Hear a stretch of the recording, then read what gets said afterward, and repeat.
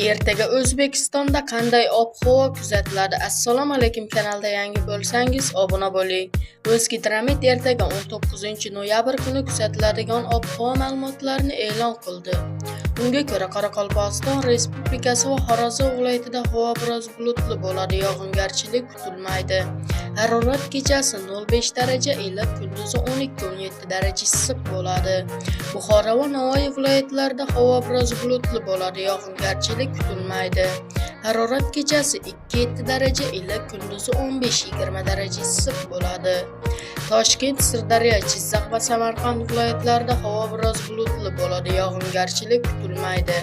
Harorat kechasi 4-9 daraja iliq, kunduzi 13-18 daraja issiq bo'ladi. Qashqadaryo va Surxondaryo viloyatlarida havo biroz bulutli bo'ladi, yog'ingarchilik kutilmaydi. Harorat kechasi 4-9 daraja iliq, kunduzi 16-21 daraja issiq bo'ladi. Andijon, Namangan va Farg'ona viloyatlarida havo biroz bulutli bo'ladi, yog'ingarchilik kutilmaydi. Harorat kechasi 2-7 daraja iliq, kunduzi 15-20 daraja issiq bo'ladi.